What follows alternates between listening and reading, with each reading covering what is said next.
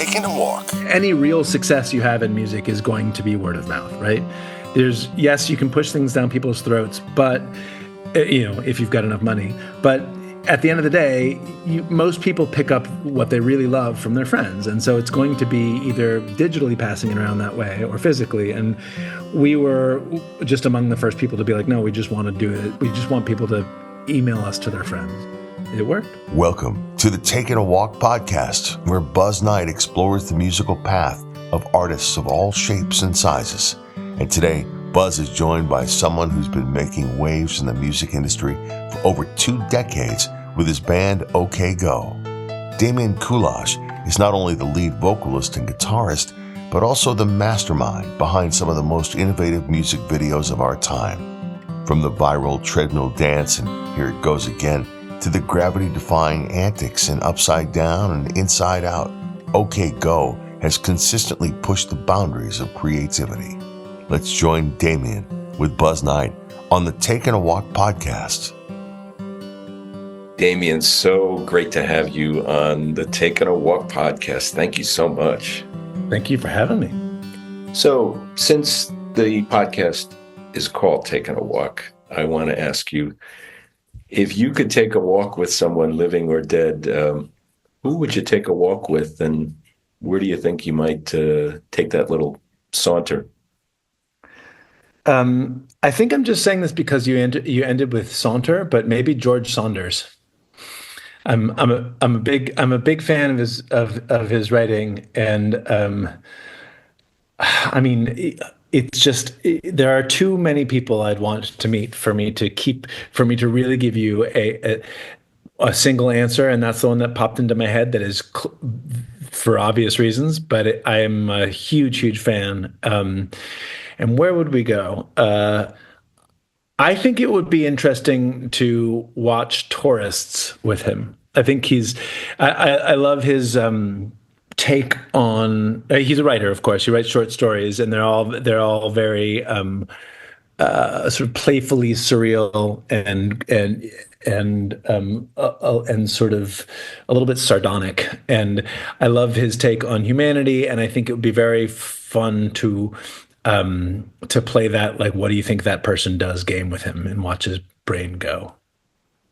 Which is a great game. I love the answer and I love the person, and thank you for that. So appreciate it. So we got a lot to talk about here. We're going to talk about the 2 new tracks. First of all, Take Me With You, This Is How It Ends, and the new The Adjacent Possible as well, the tour. We got a lot of stuff to talk about. You are a busy band and a busy lad, but can you talk about upbringing in Washington and how it shaped you musically? Yeah, I grew up in Washington, D.C.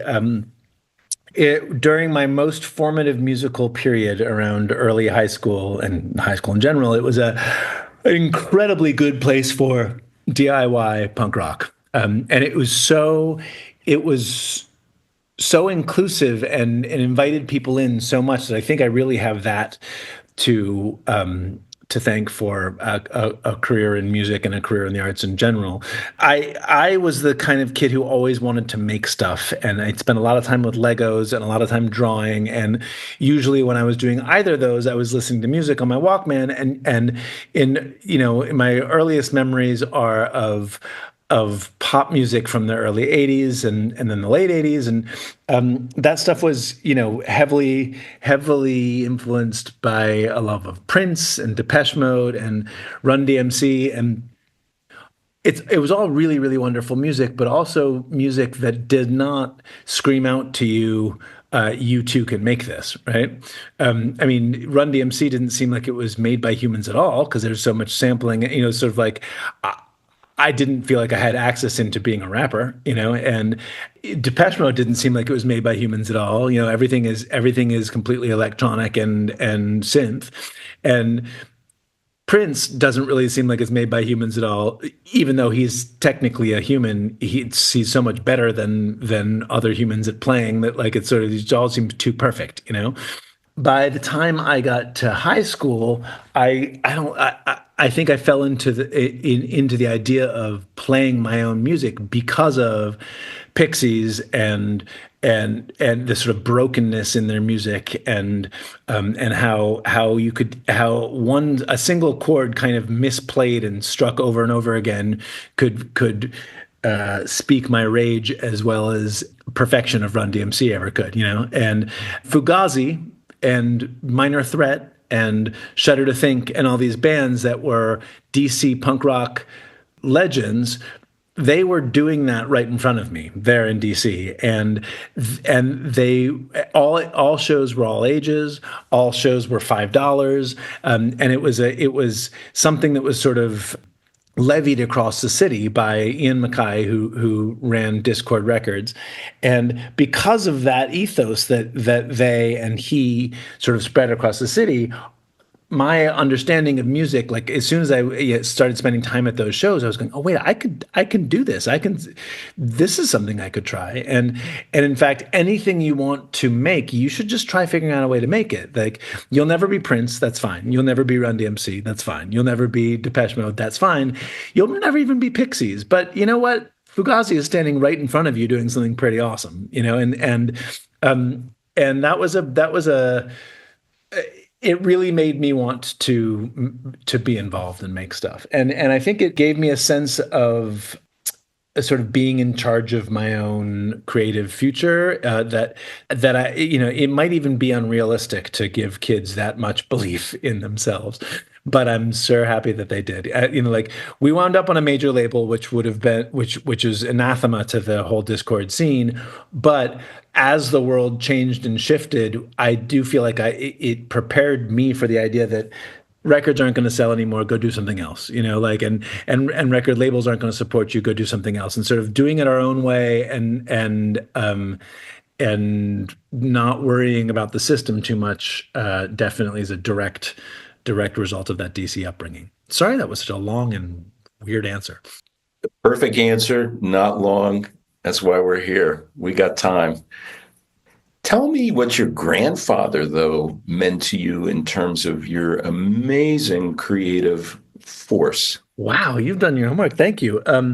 My grandfather, well, I have two grandfathers. I only met one of them. My father's father was it was studied bugs. That's not a paleontologist. What? Oh boy, I've lost it again.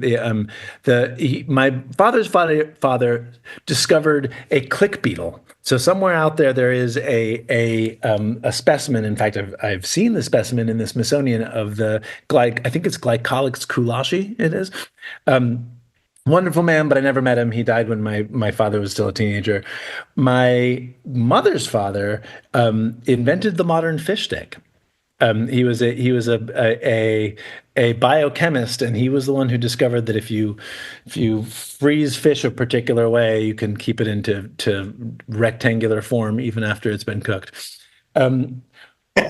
He also was. Isn't that amazing? It's amazing, isn't it? And he was such a ball of life and such a wonderful, wonderful man. He had 14 grandkids, and he would torture us all in such a joyful and wonderful way. I remember he would stomp around outside, giving us candy until we were all worked up into this insane hyper state, and then just hand us back to our parents and get pissed at. It was great. Anyways, I won't take you down that rabbit hole, but he also he was very fond of my creativity and very supportive of it. And I remember when I was a teenager reading a pamphlet that Simple Machines, a record label outside of DC, had put out. It was a 5-page pamphlet, I think, that said, here's how you can put out your own records. And it had all of it was basically just a Rolodex for who you have to call. You'll need it mastered. Here are the 3 vinyl mastering houses that still exist in the US, that kind of stuff. And a simple budgeting for it. It takes you couldn't make a record for, I think, less than about $500 or $700 in the late 90s. And I remember thinking, well, I don't have $500 or $700, but I really do want to make a record. And so I took a loan from my grandfather. who was just so excited that he could support my young entrepreneurial and musical endeavors, and put out a record for my friend's band, and we sold just enough to pay back my grandfather. And that actually inspired me to, I was like, okay, now we're going to now we're going to do a CD. And I walked up to Ian Mackay's house, or the Discord house. It wasn't actually where he lives, but Discord Records was housed. They were in a house in Arlington, and I walked up to the house and asked him if I could have a loan. And Ian Mackay, like the godfather of DC punk rock, was like, yeah, sure. And he gave me a couple. I think it was $2,000 to support this CD, which it was a benefit CD raising money for this small school in Haiti, which I had learned about through my school. And I remember saying, like, don't I need to sign some kind of contract or something? And he's like, no. I have about $5,000 that I use to support local scene stuff like this. Do you want to be the kid who stops that from happening? That was the only assurance he needed that the money would get paid back. And I put out this CD, which with, sort of, it was just kind of like B-sides and rarities and stuff from a bunch of DC punk rock bands. But I just wanted so badly to be involved in that scene, like it was just so awesome, all the stuff that people were making. And I was, all my free time was spent at these shows that were in cafeterias and churches and, clubs. And it was just like this very, very inclusive scene. And I was so impressed with what everyone was doing, and I wanted to be part of it, But creativity is one thing, but creative resilience is another. And when I think of, over the career of the band, your career, right up to the present, the amazing A Stone Only Rolls Downhill video project, but all of the work that's, so visually stunning, that's not only creativity, that's creative resilience. So the resilience came from somebody, didn't it? This is a hard thing to put into words. I guess the fascination with making stuff has always been a dance with myself, if that makes sense. Like, you're always trying to make something that brings you some sense of wonder. And that is definitionally kind of at the edge of your own abilities.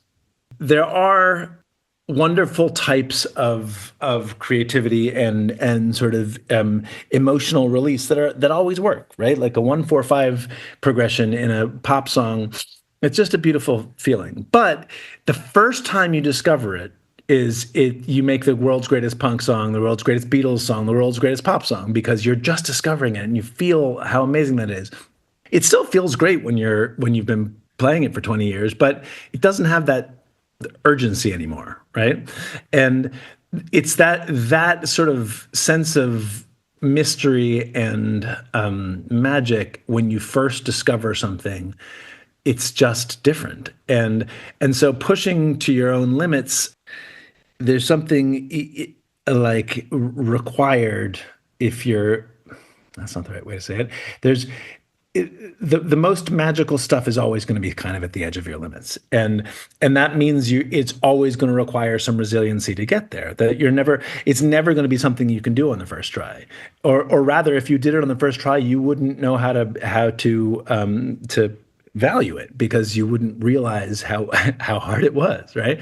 And I guess there's, it's the good side of perfectionism, and there's a bad side to it also, which is that, like, you're never happy with what you've done, and there's always something you could have done better, and no matter how perfectly you sink the shot, you think of the ways you could have sunk it better, And I guess, tying this back into the stuff we've been talking about, the dance between that and the broken chord of a Pixies song that's kind of life, right? Like it's all about like getting yourself loose enough to just enjoy the emotional flow of a broken Pixies chord, but also having enough of a neocortical higher brain out there going like, wait a second, you could do this better, right? Or maybe I could learn to play this better and get a little bit more like Prince. which speaks to the constant state of musical transformation that the band continues to go through. You're not just comfortable in one spot.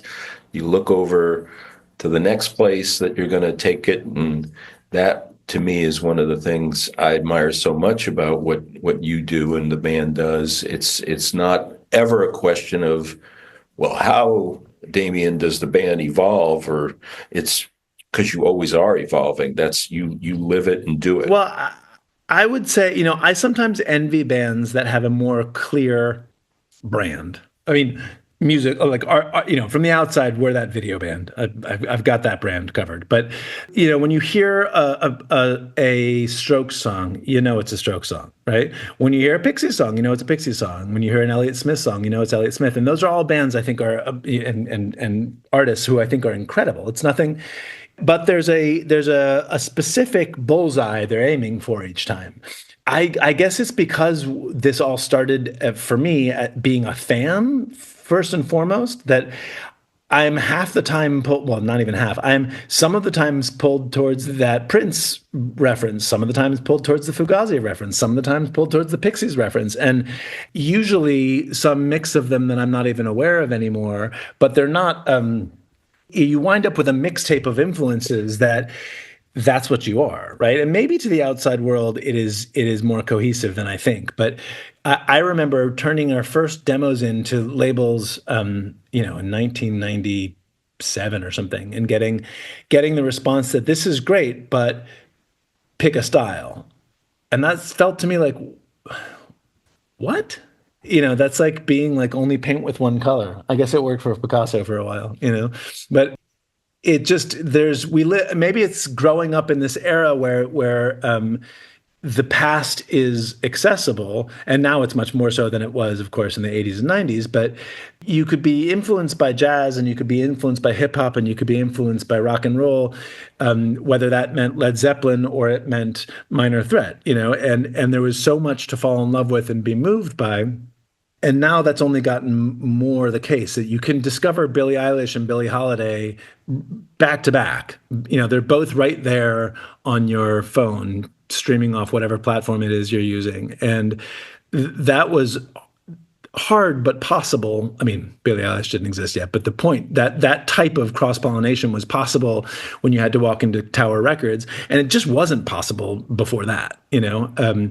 I guess I have this sort of feeling that, like, why it feels so arbitrary to be stuck in one mode as a maker of things. As a consumer of things, I know when if I'm sad, it's time to put on Elliott Smith, and I'm not quite sure what to do with a band that kind of is all over the place. And it's the balance between whether I'm making things for me or for everybody else. And you can see which one I chose, because we're all over the place. We'll be right back with more of the Taking a Walk podcast. Welcome back to the Taking a Walk podcast. Yeah, I like I don't know how to necessarily describe this music, this art.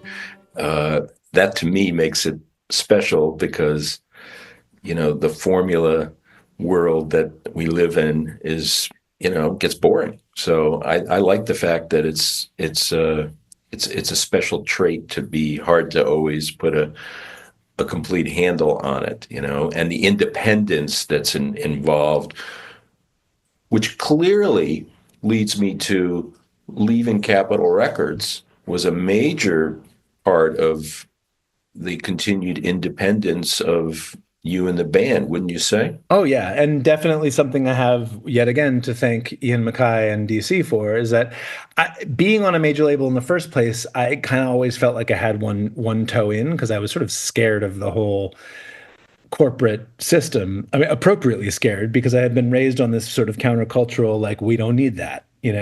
I don't think a better thing could have happened to us. Our first record, the single was a song called Get Over It. It was a sort of medium-sized radio hit. It was top 40, but it wasn't top 10, which is enough for the label to decide you get a second album, but not enough for them to pour tons of money on promoting it, right?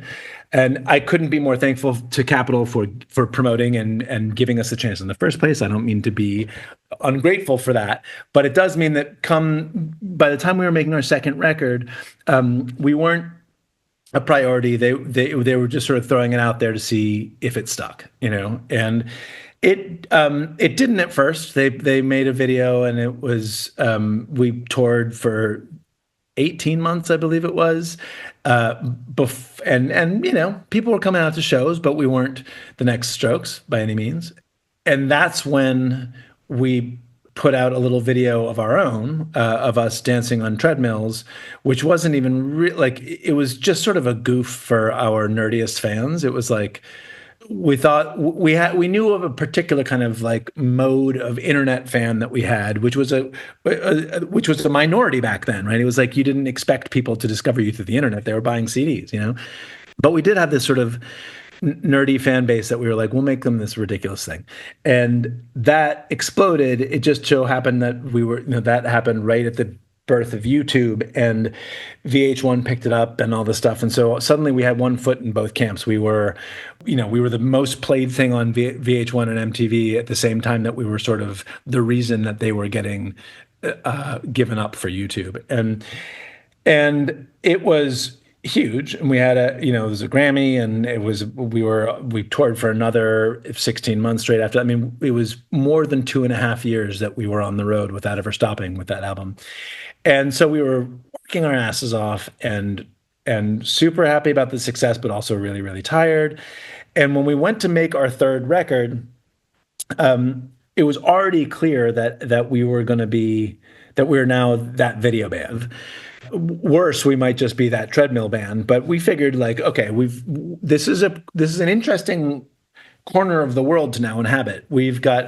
We did things a different way, and we get to keep doing that. It's really hard to get any permission to do things the wrong way generally. And once you've established that you know how to do things the wrong way and it'll work, man, double down, And so we went back to the label and we were like, okay, for the next album, we want to make a video for every song. And they said, great idea, let's do it. And then when we started to ask them to pay the bills for those videos, they're like, I don't know, and we weren't asking for much money. It was just like a little bit.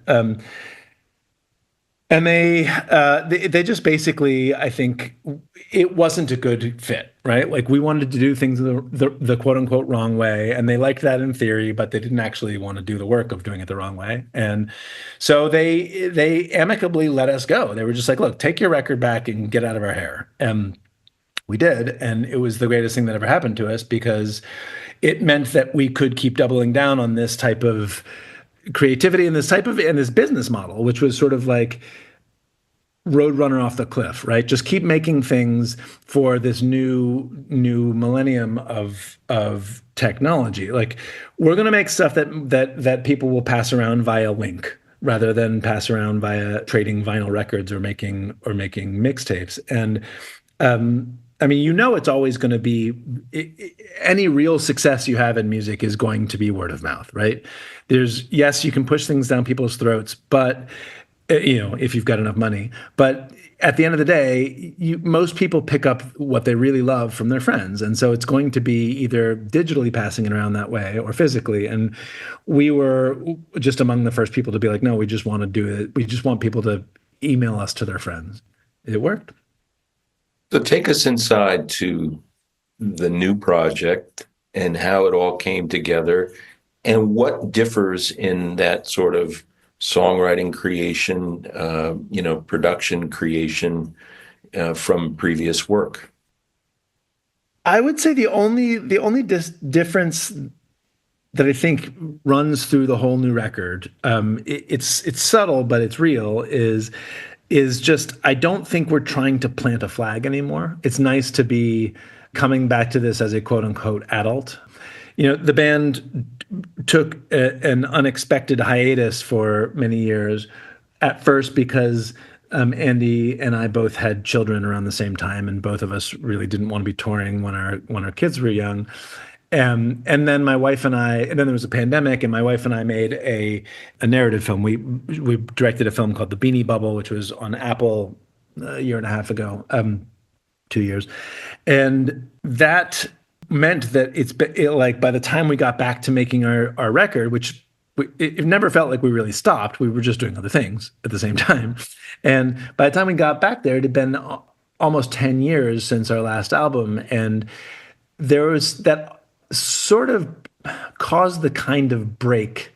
It's too long since we did the last thing to quote unquote keep it going. You're just sort of not chasing something in the same way. It's just kind of like, look, people will, they either like what we do or they don't, but it's pretty known what we do at this point. And rather than sort of like planting the flag going, we're the type of band that X, Y, or Z, even saying we're the creative band or we're the video band or we're the whatever, it stops being a way you define yourself, I guess, once you get to a certain point in your career. And so the music itself feels more just free flowing from who we are as people. I think it feels more honest. Not that I ever felt dishonest before, but I think you know what I mean. There's a sort of like ease with which it just came out of us. And I am more proud of this record than I have been with any we've made so far because of that. It just feels more like us, and I love it. So do I. When I think of Take Me With You or This Is How It Ends, or just some of the other themes running through, the entire project, is it fair to say there is a theme that's underlying that is about finding hope in the midst of some of the craziness that we're living with? And if that's true, did that come from the COVID period? What's interesting is I feel like I've said this with every album we've released. It's been like these are prayers for hope in a really dark time. It's just the times keep getting darker, so the prayers keep getting more extreme in the sense that the only thing that I feel I can offer right now is that human connection that I get when I listen to music that soothes my soul. Right? That sometimes you need a song that's as sad as you are when you're sad, and sometimes you need a song that recognizes your sadness and also can pull you out of it. And we do a little bit of both, I think. I'm enough of a cynic that our music, that my lyrics are always a little bit reflective of the darkness of the world around us, but the music itself is mostly pretty buoyant and pretty bright. Not entirely, but I guess I would put it in the vein of like Elvis Costello or something, where it's like there can be pretty cutting lyrics along with something that you just want to bop your head to. If this record has gone even farther into that territory, where there's some songs that are just all about hope and some songs that are all about how hopeless it seems, that might be more reflective of being a father than it is of COVID. I think having kids has been the most. I have twins, and they're 6 years old, about to be 7, and it opens you up to the emotional world again. As you know, of course, we've all heard this a million times from parents, but what I guess I wasn't expecting was not just that it's sort of when you feel wonder, you're feeling it through their eyes, but that new wings of old emotions open up, like the dream you have when you are back in your old childhood home, but then suddenly there's a door, and behind that door there's a whole new wing, a warehouse or a ballroom, and there's something, and you just sort of find yourself like, what is this, right? Well, that feeling of love, which I think I have known my whole life, there's a whole new wing of love that has opened up, and it's familiar but surprising and new all the same. And it makes the stakes of the world so much higher, that not just kind of like what world are we leaving to our kids, but just you feel how abject horror can be when the world isn't safe, and how unbelievably warm and cozy and assuring it can be when the right song is on. It's like everything. My kids at this age are not bounded by their upper brains. There's no guardrails on their emotions. They're swinging from the world's greatest highs to the world's lowest lows, all in the space of 10 minutes, and it really opens you back up. How excited as an artist are you to take the work from And the Adjacent Possible out on the road? Oh man, I can't wait. It's been a long time. I mean, we played a few shows last summer, and it was a little taste of how fun it will be to go back out. We're playing, because of our families, we're not doing 13 months in a row, but we are doing these short runs to sort of hit. We're doing one run in the Midwest and one run on the East Coast and one run on the West Coast, and we'll keep doing that for a while, so till we get everywhere. And it is so fun. We've started rehearsals and stuff, and it is just such a joy to be playing these songs in a physical way, to really like have it in our hands again.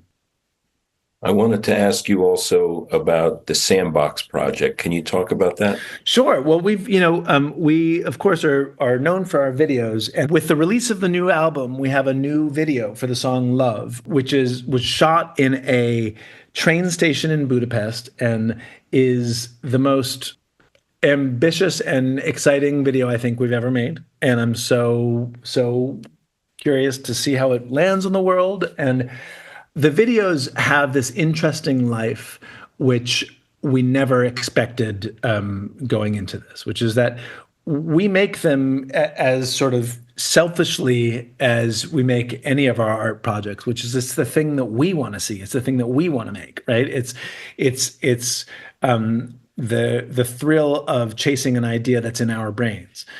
But we put them out into the world, and the weirdest thing started coming back, which is that, for years it was the person backstage would be like, one of the other bands playing the show would be like, "Hey man, I love this, I love that thing you made with such and such," and it started being more and more, "Hey man, I learned about you from my physics teacher," or, "Hey man, my kid's first grade teacher was showing your video in class the other day," and it kept on being teacher, and we realized that our videos have this other life, teaching physics and math and art and resilience to young kids, because teachers struggle to take those incredible concepts and put them into something as thrilling and playful as a music video, right? And we realized that if there are good humans out there taking this selfish stuff we have made and making the world a better place with it, the least we can do is support them, So we've started making behind the scenes videos and instructional videos that go along with the music videos that teachers can use in their classrooms. So that it's the website is okgosandbox.org, and it's all free to use, and it's just classroom challenges and instructional videos and things that are mapped to curricula in ways that sort of middle school teachers will understand, and we do that with the help of a group called the Playful Learning Lab at the University of St. Thomas in Twin Cities, and it has been a really, really gratifying project. It's just incredible to watch these things take on a life of their own and do something good in the world that we didn't even plan them to do. Damian, such an honor to speak with you. Congrats on And the Adjacent Possible and the tour, and thanks for all the inspiration, man. Really enjoyed it. Oh, thank you, and really appreciate your time and your patience with my long and winding answers. Awesome answers. Thank you. Thanks for listening to this episode of the Taking a Walk podcast. Share this and other episodes with your friends and follow us so you never miss an episode. Taking a Walk is available on the iHeartRadio app, Apple Podcasts, and wherever you get your podcasts.